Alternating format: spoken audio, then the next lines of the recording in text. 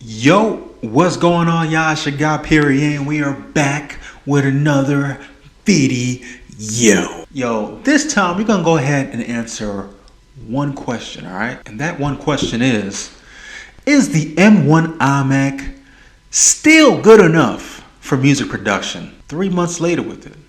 I'm gonna answer that question for y'all, all right? So yeah, let's go.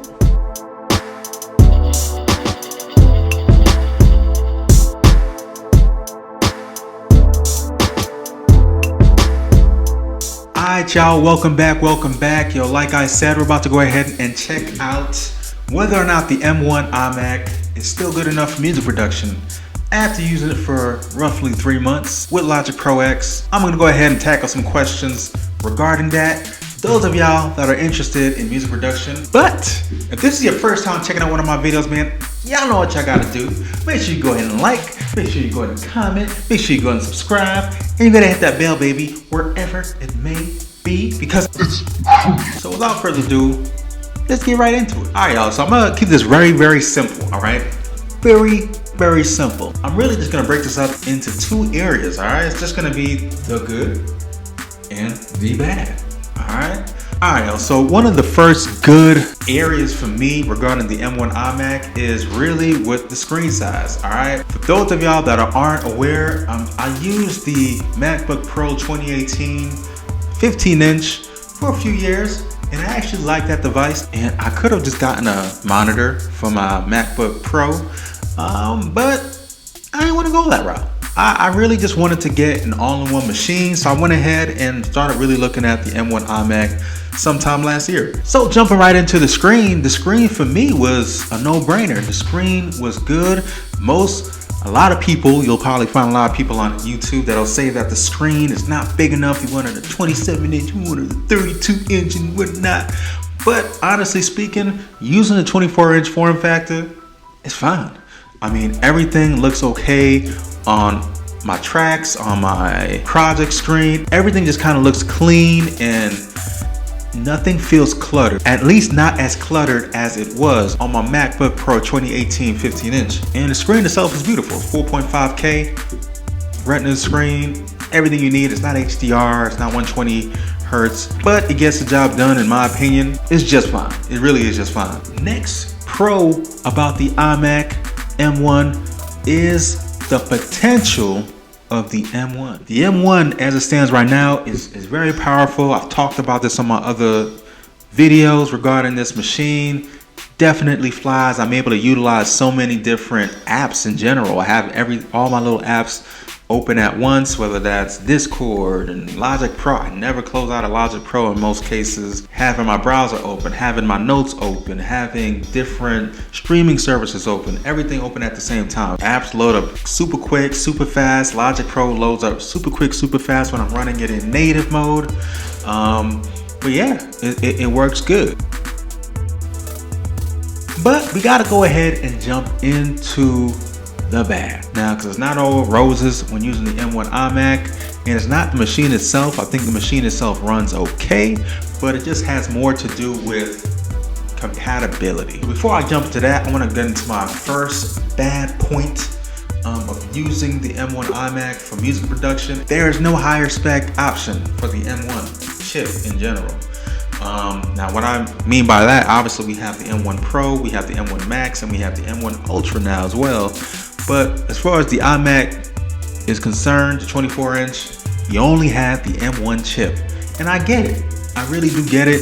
The M1 chip is supposed to be Apple's entry-level chip to really allow consumers to get into it and utilize it, and not for per se power users and whatnot that want to use a chip. And I get that. But for me in my workflow, because I do music production, I do everything on that. I do the production, I'll sing, and I'm doing auto engineering as well on the M1 chip. For me and for the headroom that I needed for it, it would have been nice to have like an M1 Pro chip. It would have been nice to have. With all that said, it just goes back to getting the right configuration for you.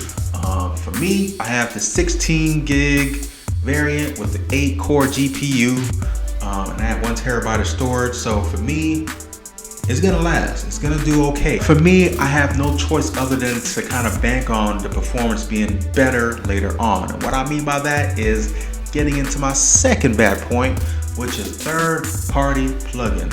If you're a music producer, if you are a music producer, anybody that does any kind of music production, then you probably play around with different plugins, VSTs, everything in that realm. And unfortunately, a lot of companies are playing catch up to the M1 chip in general. For me personally, a lot of my main plugins that I'll use, especially in the realm of music production and audio engineering, I use iZotope. I use a lot of their plugins for a lot of my mixing and whatnot, and definitely mastering as well. So for me, that's when I see the machine kind of struggle. And it struggles, all right?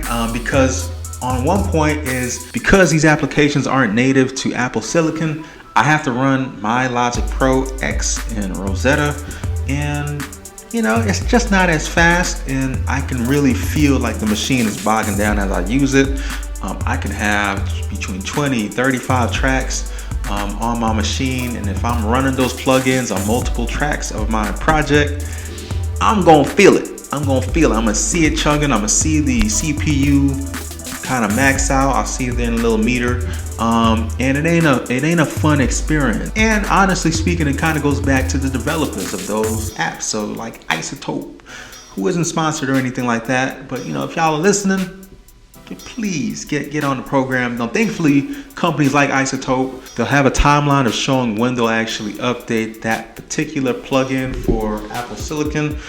So thankfully, they have a timeline that shows on their site, and it actually shows that most of their plugins and whatnot will be updated at least by the end of 2022. So that's kind of why I'm kind of banking on the fact that later on, this experience will get better. So like I said, if you're a huge third-party user, it doesn't really matter what you get. I think, you know, whether that's the M1 Pro chip from the MacBook Pros, or if you get the Mac Studio with the Ultra, like, you know, you're gonna have to play the waiting game with a lot of these companies. So that's just what it is. So overall, you know, who is this machine for? We know who it's for. You know who it's for as far as a consumer. But I guess the main question we want to get at is this chip suitable for a music producer? Is this device suitable for a music producer? For me, I would say yes. I would lean more on the yes, just because now you have a bigger screen, and if you're someone like me and you don't like being cramped on a smaller 14-inch or 15 or 16-inch screen, you want to see more of your timeline, want to see more of your tracks, it's a good device, and it's a beautiful screen to look at, and you know, nothing looks cramped, everything kind of looks like where it belongs. That's kind of the main reason why I got it, because of the hardware. The M1 chip and the screen for me was the biggest reason why I went ahead and jumped into that. But like I said earlier, you're gonna have to weigh out your options. You're gonna have to kind of decide whether or not you can wait on these companies to update their plugins and their applications to work with Apple Silicon, because that's going to be a big thing when it comes to music production and when it comes to using your third-party plugins. So yeah, so overall, if you have a heavy workflow taxing the CPU, you know, more times than not,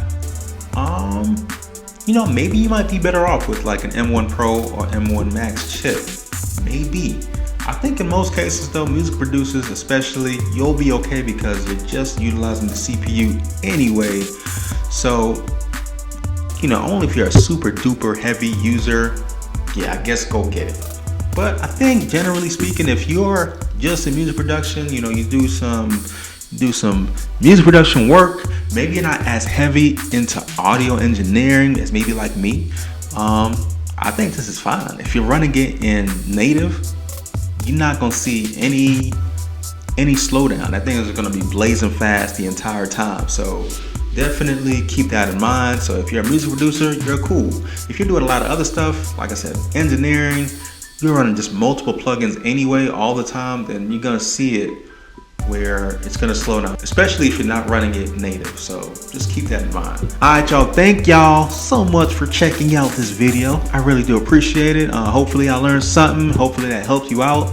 For me personally, I'm gonna rock out with this M1 iMac for years to come. I think it's gonna do the job. I'm okay waiting for different companies and all the plugins to kind of get sorted out and updated for Apple Silicon.